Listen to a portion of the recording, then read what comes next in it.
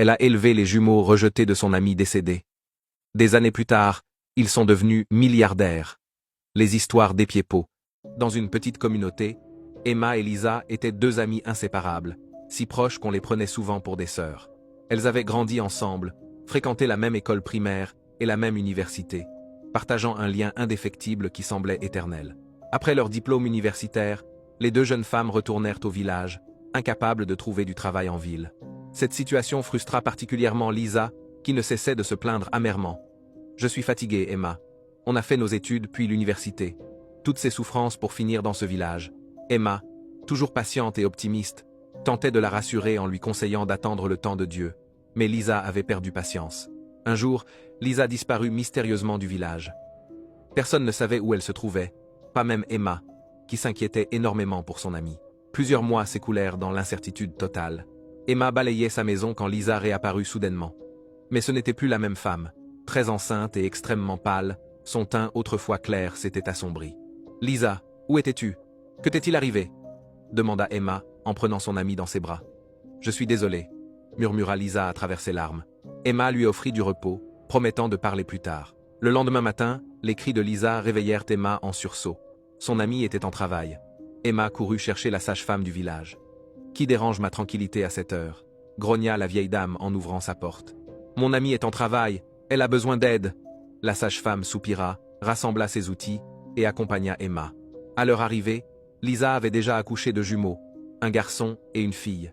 Pâle et affaiblie, elle regardait Emma avec désespoir. « Emma, je suis en train de mourir. Je le sais, je le sens. » Emma éclata en sanglots. « Non, ne dis pas ça. » Mais Lisa, tenant fermement sa main, insista. « Écoute, s'il te plaît, prends soin d'eux comme tu l'as fait avec moi. » Elle toussa du sang avant de continuer. « Tu es la seule personne en qui j'ai confiance. Promets-le-moi. » Emma hocha vivement la tête. « D'accord, je te le promets. » Lisa sourit une dernière fois et rendit l'âme. Les parents de Lisa, Monsieur et Madame Carter, arrivèrent pour les funérailles. Monsieur Carter cracha avec mépris. Une mouche têtue suit toujours le cadavre jusqu'à la tombe. Regardez comment Lisa a fini. Emma, tenant un des bébés, tenta de le raisonner. « Ce sont vos petits-enfants. » Madame Carter répliqua cruellement. « Dieu nous en préserve. Nous l'avons reniée quand elle est arrivée enceinte. On n'acceptera jamais ces bâtards. Si vous voulez les adopter, faites-le. Mais nous sommes venus uniquement pour l'enterrer. » Emma resta sous le choc, inquiète de la réaction de Noah, son fiancé. À son retour de voyage ce soir-là, il la rassura. « Nous allons nous occuper des enfants. Je te soutiendrai de toutes les manières possibles. » Emma était soulagée. Elle nomma les jumeaux Emeka et Amaka. Les semaines passèrent paisiblement, mais les choses se gâtèrent progressivement. Un jour, Noah convoqua Emma. « Je ne suis pas sûr d'y arriver. Les gens parlent, ils me traitent de faible. Rends les enfants ou confie-les à un orphelinat. » Emma sentit son sang se glacer. « Je ne peux pas faire ça. Ce sont comme mes propres enfants. Pourquoi se soucier de ce qu'on dit ?» Noah éleva la voix. « C'est moi qui décide dans cette maison. » Amaka se mit à pleurer, effrayée par les cris. « Pour une orpheline qui arrive à peine à se nourrir, tu tiens à garder deux enfants qui ne sont pas les tiens, » lança Noah avec mépris. « Soit tu les envoies, soit tu quittes ma maison immédiatement. » Il jeta un petit sac de vêtements dehors. « Je t'ai envoyé à l'école, et pourtant tu n'as pas pu me choisir. Débrouille-toi toute seule. » La porte claqua brutalement, laissant Emma face à un avenir incertain avec deux enfants innocents à protéger. Celle-ci ramassa le petit sac de vêtements, prit Amaka dans ses bras et attacha Emeka sur son dos. Elle s'éloigna du village, sans destination précise. Personne ne lui permettrait de passer la nuit chez eux. Sa seule option était la ville, où elle pourrait être retrouvée des amis de Lisa. Arrivée en ville, la nuit tombait sous une pluie menaçante. Emma repéra un stand abandonné près de la rue. L'endroit semblait vétuste, mais c'était tout ce qu'elle avait. Elle plia deux tissus sur le sol, y déposa délicatement Amaka, puis Emeka à côté de sa sœur. Regardant les jumeaux dormir, elle esquissa un sourire amer. Cela lui rappelait les soirées paisibles avec Lisa. Son téléphone vibra. Un message de Rachel, une amie de Lisa qu'elle avait contactée. Le lendemain matin, les pleurs affamés d'Amaka réveillèrent tout le monde. « Ne t'inquiète pas, tu vas bientôt manger », murmura Emma en la prenant dans ses bras. La petite se calma, comme si elle comprenait. Emma attacha Emeka sur son dos et partit chercher de la nourriture. Au marché proche, elle n'avait qu'une pièce pour acheter un petit bol de bouillie qu'elle partagea entre les deux enfants sous les regards curieux des clients. Elle se rendit ensuite chez Rachel, qui habitait une luxueuse demeure au centre-ville. « C'est dommage pour Lisa », dit Rachel en observant les jumeaux. Mais c'est une opportunité pour toi. Avec ces enfants, tu n'auras plus jamais à être pauvre. Emma fronça les sourcils, intriguée. Rachel sourit malicieusement. Je connais quelqu'un qui achète des enfants. Tu en as 2, c'est parfait. Des millions de dollars t'attendent. Le sang d'Emma se glaça. Elle se leva lentement. Je crois que je me suis trompée d'endroit. Rachel insista. Ne sois pas stupide. Ces enfants gâchent déjà ta vie. Emma l'ignora et sortit précipitamment. À midi, de retour au marché, Emeka pleurait de faim sous le soleil brûlant. Désespérée, Emma se dirigea vers un magasin de téléphone. Pouvez-vous acheter mon téléphone? J'ai besoin d'argent pour mes enfants. Le vendeur de téléphone examina l'appareil. Sans intérêt et bon marché, mais pour vos enfants, je vous en donne quelque chose. Il lui tendit une petite somme. Emma acheta du lait, de l'eau minérale et des couches. Il lui restait 2000 néras, de quoi commencer modestement.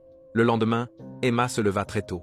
Après avoir nettoyé et nourri les jumeaux, elle les attacha sur son dos et sa poitrine, puis se rendit au marché. Elle acheta un demi-panier de tomates, en disposa quelques-unes sur un plateau et commença à vendre, appelant les clients de toutes parts.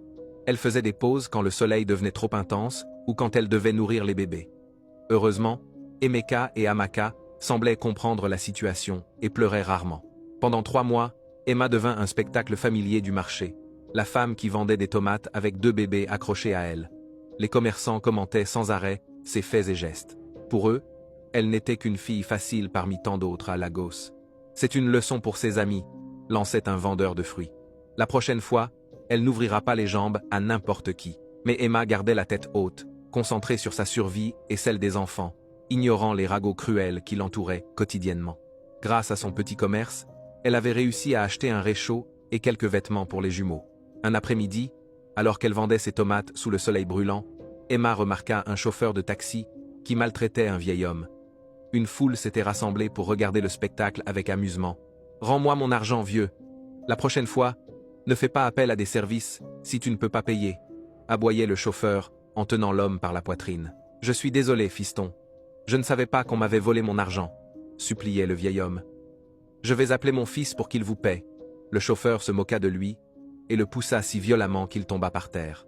Emma se précipita immédiatement pour soutenir l'homme âgé. « Hé, cet homme est assez vieux pour être votre père.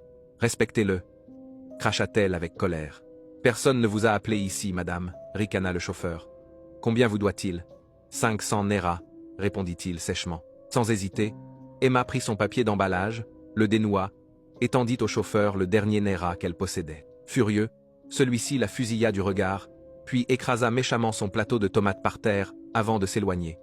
Emma se précipita vers ses tomates écrasées, les larmes aux yeux. « Je suis désolé pour vos tomates, » dit le vieil homme en l'aidant à ramasser celles qui étaient encore vendables. « Ce n'est pas grave, je trouverai un moyen, » répondit Emma avec résignation. « Mais vous, habitez-vous près d'ici » Le vieil homme hocha la tête, ayant du mal à marcher après sa chute. Emma proposa de le raccompagner. Grand-pa Sam vivait dans un petit appartement vétuste près du marché. « Merci, jeune fille, vous êtes trop gentille, » dit-il en souriant. « J'ai simplement fait ce qui était juste, » répondit doucement Emma. À ce moment-là, Emeka et Amaka se mirent à pleurer de faim. « Je dois y aller maintenant. Prenez soin de vous, » dit Emma en se dirigeant vers la porte. « Ils ont faim, n'est-ce pas? Asseyez-vous. Laissez-moi vous offrir quelque chose à vous et au bébé. » Emma hésita, puis s'assit sur le canapé usé. Grand-pa Sam leur servit des pommes de terre écrasées avec de la sauce tomate. Quand le repas fut terminé, il pleuvait dehors. Grand-pa Sam remarqua l'inquiétude d'Emma qui regardait constamment par la fenêtre. « Quelque chose ne va pas ?» demanda-t-elle. « Mon abri doit être inondé maintenant, » sourit tristement Emma. « C'est une bonne chose que vous soyez ici alors. »« Les enfants auraient pu tomber malades, » répondit Grand-pa Sam.